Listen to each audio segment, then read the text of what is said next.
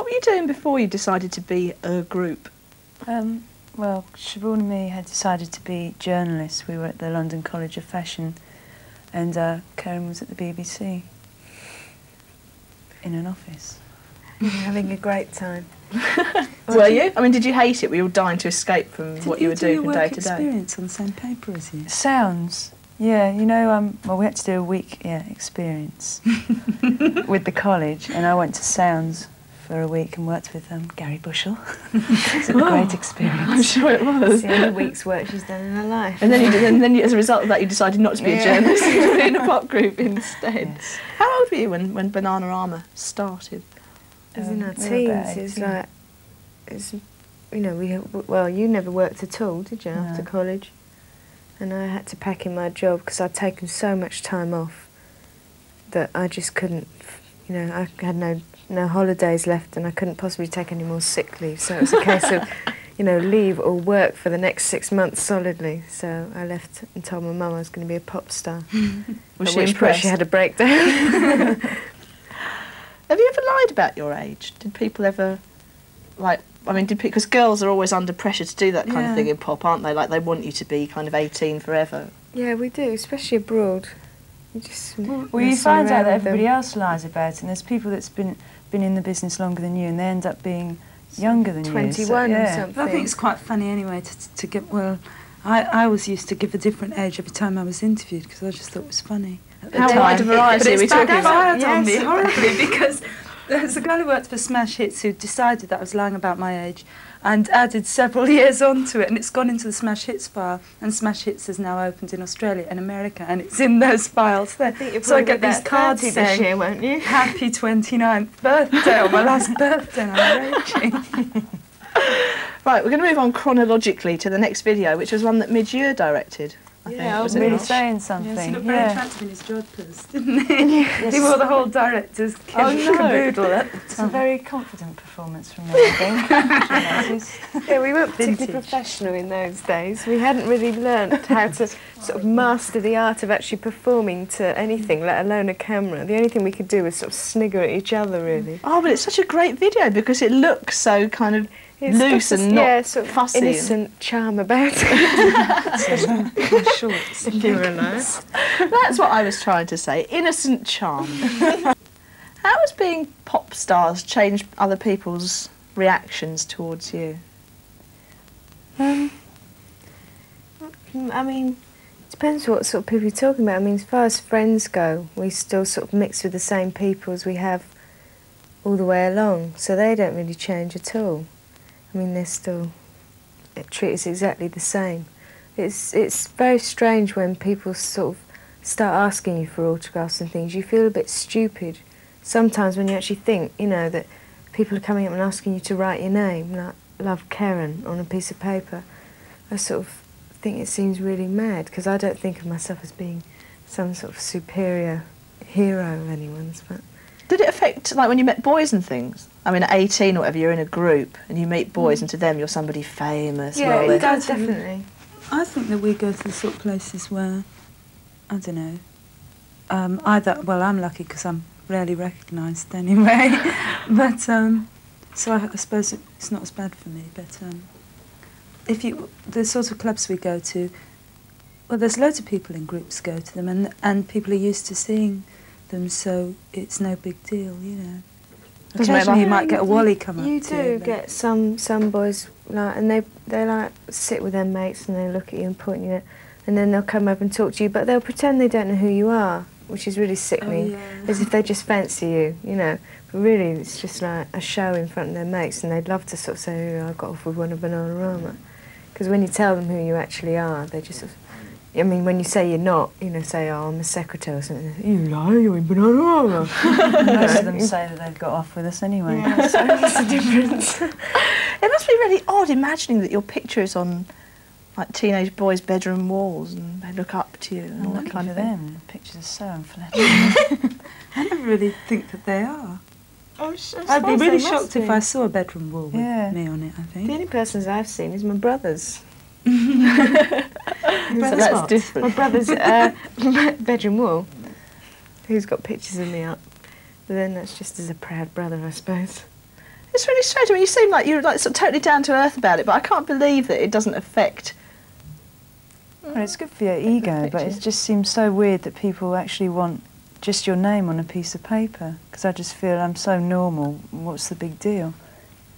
I think it's a lot to do with the people you mix with and the places you go, because I mean, we've never, just because we're in a pop group, started mixing with other pop stars or going to Stringfellows or the places you read they all supposedly go to. I mean, I think that's when you sort of lose touch with reality and probably get to believe either you're press, that was lucky we don't believe all of ours, you know, or you start getting into a character, you know, as opposed to being your real self. And I think we would never allow each other to be like that. I mean, if any of us started like getting like that, they just wouldn't live it down with the other two. So there's no chance of getting that. It's also the lifestyle. It is definitely our lifestyle, because a lot of other people, they just choose to surround themselves with yes men and people who tell them they're wonderful all the time. And so of course they start thinking that they're better than other people. I mean, I've seen it in other groups, and it's obviously their lifestyle that's led them to get things out of proportion. Who can she mean, I ask myself. My lips are sealed. More music. We're going to play Shy Boy, and we'll be back for more chat in just a sec.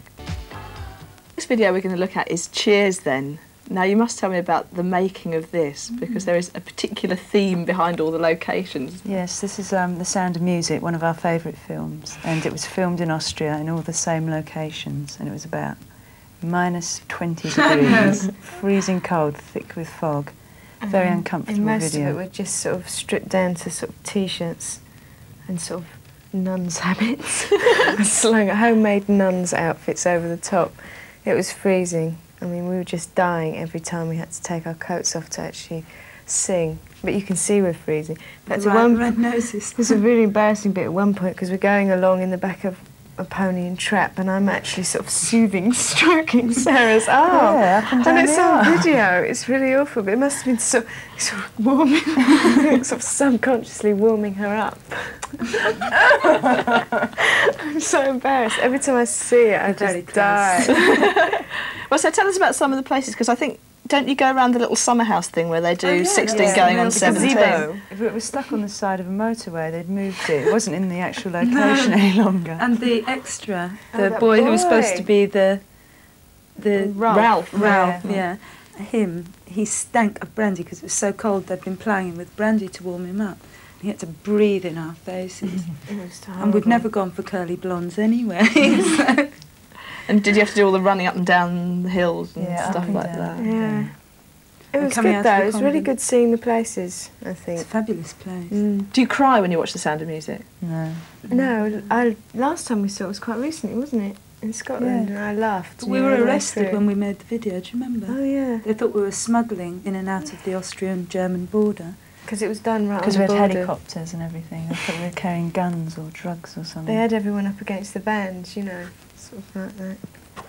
Gosh, what an exciting life! I bet it didn't happen to Julie. I bet it didn't happen to Julie Andrews. Right, Julie. we ready? Yeah. Cheers then. Welcome back to an hour of Bananarama videos, sitting on the couch, having a quick drink while Sunni's talking. Now, you've been together for a number of years now. What have the darkest hours of Bananarama been? Being canned off stage in New York. It's pretty dismal. We did a PA out there because we were used to doing PAs in London, and we thought it was the same in New York, but apparently it's not. And it was advertised as our debut sort of tour, a live gig, and we went on and lip-synced to 2 or 3 songs, and people started throwing cans at us. Supporting Steel Pulse at the Ritz. With a whole We didn't audience know full until of we got Rastas. Yeah, it was And they terrible. booked us as a support act and told us we were just doing a PA like we did at the Camden Palace or whatever. It So was there were just you so miming and they degrading. didn't like it? The worst thing is that the bloke who was supposed to bring the records to mime to had a stomach bug or some feeble excuse. And so the DJ only had 2 12 inches and he ran them back to back, and we didn't know where the vocals came in or where they weren't. We were sort of caught at the back of the stage. I mean, it was just so bad. There's another not our really fault. low point to What's our that? career. It happened in Sydney, Australia. We had a few. We'd just spent 2 weeks in Japan and we'd worked every single day, all day after an 18-hour flight. Karen hit Sydney and had a breakdown and couldn't leave the hotel. Over dinner. Sarah and I got there to discover that we'd been booked in to a nightclub in Cabramatta, which is on the outskirts of Sydney, and it's where it's near the docks and where all the sort of dodgy people live, to be DJs for the night. Along with a PA. And we got on the coach that the record company had organised, because we tried to say no, and they said, oh, you've got to go through with it, you've got to go through with it, we've had it booked for weeks. And we got on the coach, and the coach driver threatened to kick me off if I didn't behave myself, because I touched his controls. So I ran off the coach screaming and crying, and Hilary dragged me back on the coach. We got to the place, and it was the pits. It was just like all 35-year-old couples having a night out who'd never ever heard of our group before anyway. And we were playing our taste in music, which is fairly obscure by their standards. And the drunks kept luring up to us, play some rock and roll. Like this, it was just a nightmare. And we couldn't wait to get off stage. Yeah, they normally happen abroad, the down points. You get weary and emotional from travelling. Fine stories. Right, we'll talk about some more cheerful things in a moment. Yes. But, thank you for those. Thank you for those tales of rock and roll madness. The next thing that we have to play is Nana Hey Hey, Kissing Goodbye. Look out for Sharon Metcalf. Sharon Metcalf. Siobhan thinks she looks like Sharon No, Metcalf. you think I do. Karen does. No, you said it yourself. It was you who said it. When she's wearing the You said I boxing look like Howard mask Jones. protector. Arguments. All right, order. Let's have a look. We'll make up our own minds. It's the one in the corner when she's Boy got the George mask Marilyn on. and Howard Jones. Sure. Now, from one of your cover versions, we're going to play something that's an original composition. Oh, yes. Cruel Summer was your first American hit, wasn't it? Yeah, Mhm. top 10. And James Last covered it. Was that a special thrill? Oh, yeah.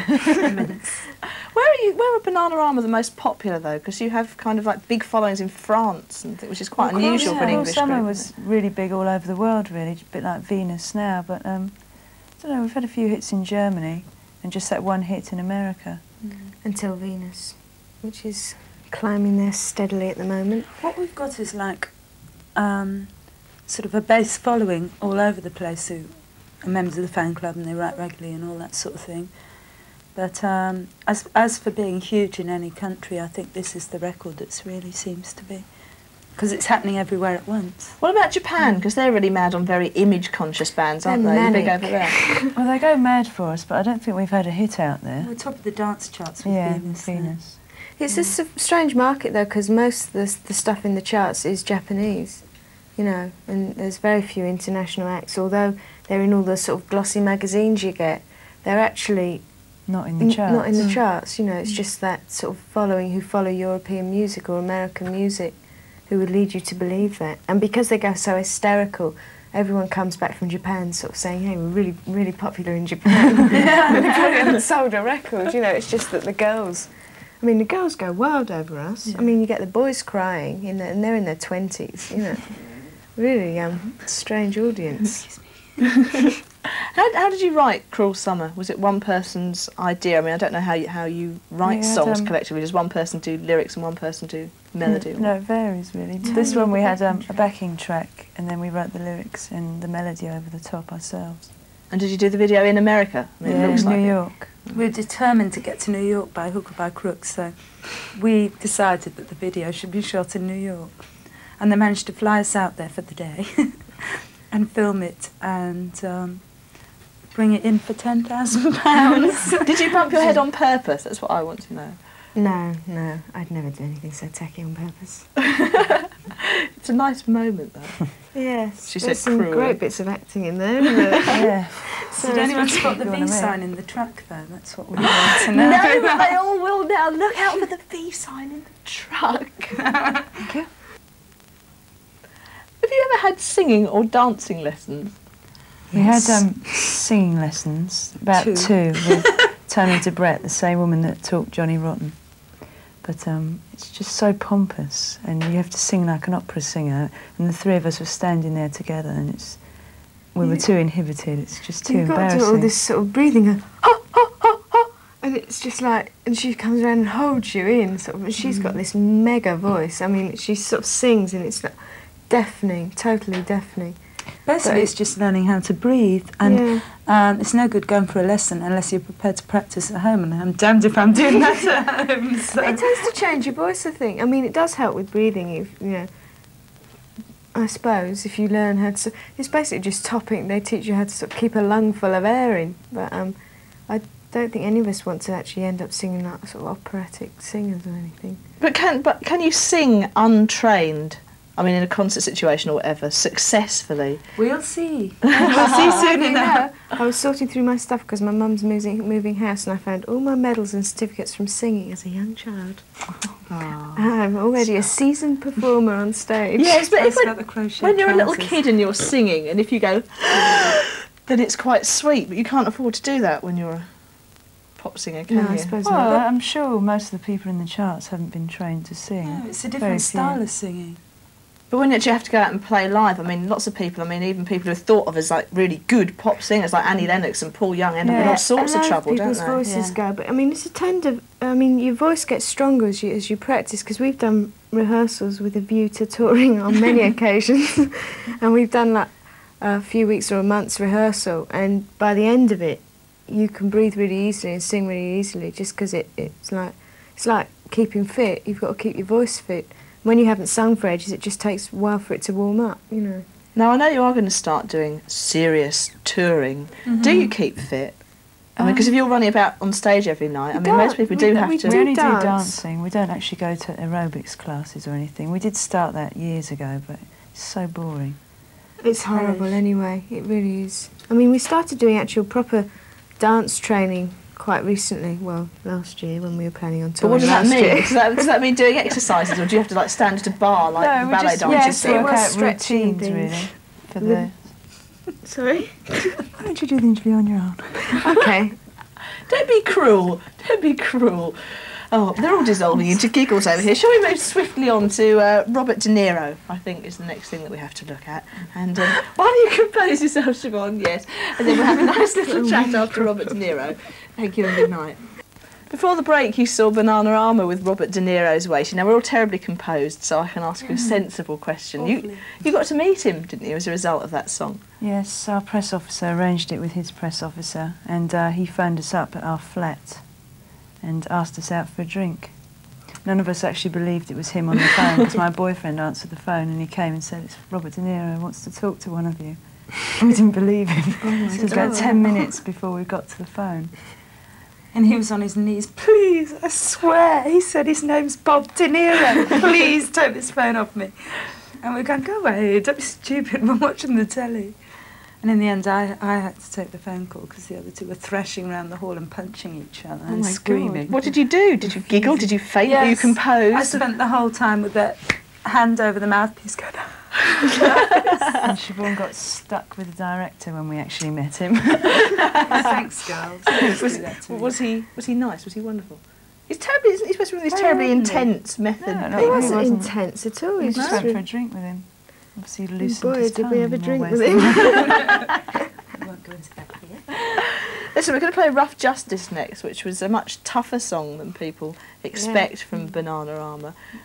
I mean, do you get fed up with the Bananarama image? Would you like to be the style council or something sometime? Well, at that stage in our career, yes, we did. I mean, we were sick of just being people wanted to think we were stupid, and they wanted to think we were just three stupid blondes. No offence. There's a lot more to us than that, and so we released tracks off the album, i.e. Rough Justice and Hotline to Heaven, which had a much gloomier meaning than people would expect from our type of group. And we got our comeuppance. They didn't chart. They weren't played on the radio. And so we won't release tracks like that as singles anymore, because what's the point, you know?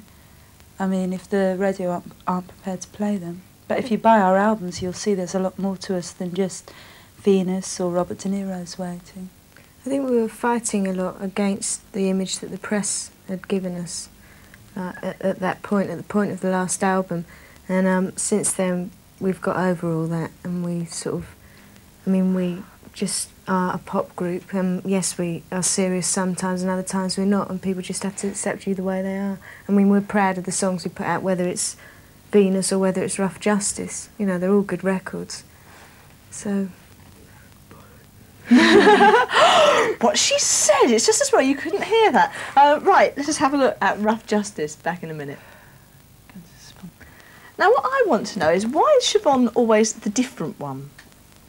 What do you mean? Well, when you all had the famous Bananarama hairdos and everything, you were the first one to have it cut short so you look different. It just seems that often in photographs and things that you have... I started off with a crop when we were with the Fun Boy 3. My hair was cropped about that long. Oh, that's true. I just thought it just seemed that something like when you... Is there not a thing when you sort of work out costumes or whatever together, it often seems that you're just sort of apart?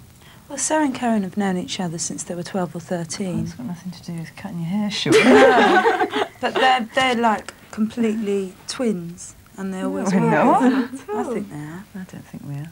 Anyway. I think me and Siobhan both changed our hair a lot. I mean, Yeah. since the group started, I mean, Sarah's got sort of long blonde hair, and mine's been blonde, red, black, short and long, you know, in between. And so Siobhan changed a lot, hairstyle-wise, but clothes-wise. And we tend to plan on colours, which Yeah. normally tend to be black, white or We've denim. even stopped planning that, actually. Because just we turn know up and we all walk wear the with- same colours.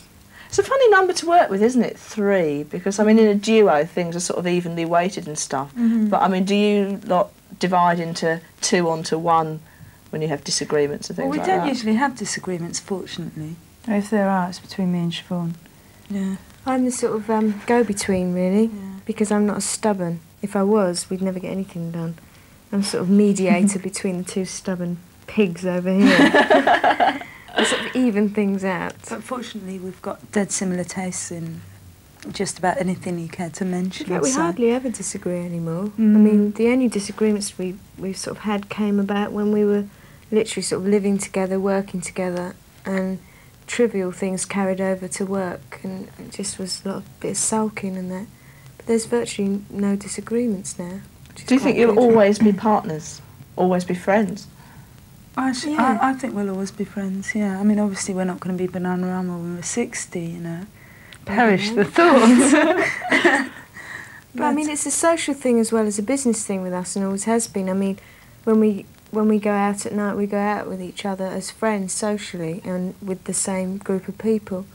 So it's not like we've just come together, we work together, and then all go home to different places. We live next door to each other virtually, so it's just that sort of that's what's kept us together, and it's grown stronger, if anything, through being in the group, through going around the world together and suffering breakdowns or whatever. Liar, Karen. Oh, don't! I had a tear in my eye while I was listening to that. Listen, we're about to go on Well, it might to... not have for you, dear. We're about to go on to Venus. Now, I remember the original of this, but I gather you don't.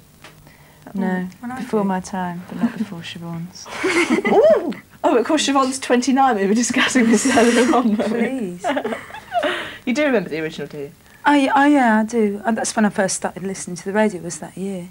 But if you And don't it remember was- it, how did you come to Just do a played version on of it? Jimmy Well, I Savile's suggested things when we first all got the time. together, I suggested that we start rehearsing it, and it's always sounded brilliant whenever we rehearsed it.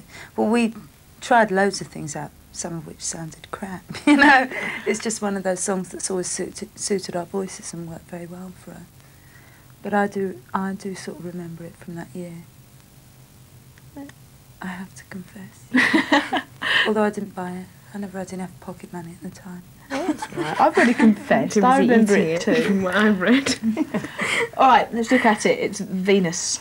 Gosh, this time seems to have run out awfully quickly, but we only have one more video to squeeze in, which is the next single, More Than Physical. Anything to tell us about this? No. Well, it's the other Waterman, Stock and Aitken track on the album. I mean, after we finished 15 songs with Jolly and Swain, we then found out that they were free, and we'd been asking to work with them for months because we really loved the Dead or Alive single. And we wanted to make a couple of dance records, and Jolly Swain are great writers, they're great arrangers, but they're not dance producers, so we went in and did Venus with them, and then we tried writing a song with them, and this is the result. What are their names? Who are we talking about? Waterman, Stock and Aiken. Oh, It's quite a mouthful. Now, I had a list down of things to say, and of course, you know, you're doing the new single, your album True Confessions is out now, and there's a tour coming up, but there isn't a tour coming up anymore, is there? No. There was until today. Oh gosh, hot news. No. Fresh off the presses. I don't know how to put this. Oh, come on, fess up, Karen. Okay, I'm pregnant. I'm 4 months gone, 4 months up this spout. And congratulations. although I was willing to get up on that stage and give it all I had, it's only today I've allowed myself to be persuaded that maybe it's not such a good idea after all. You really would have done it? Yeah, I'm fine about it. I mean, you know, we've been dancing and things, and I feel all right. I think everyone's a bit worried about the appearance, though. Because although I'm not too round yet, in a month's time you never know. Yeah. So It's just that in order to get it together before Karen gets too pregnant, we'd have to do it like really shoddily and quickly without enough rehearsals and things like that. And it's just not worth it. I mean, basically, I feel more comfortable. Up the whole plan. That's all the plans for the year. But how is I'm this feeling very guilty as well. How is it going to affect your plans for after the year? I mean, you're going to go straight back to work. You're going to do the tour.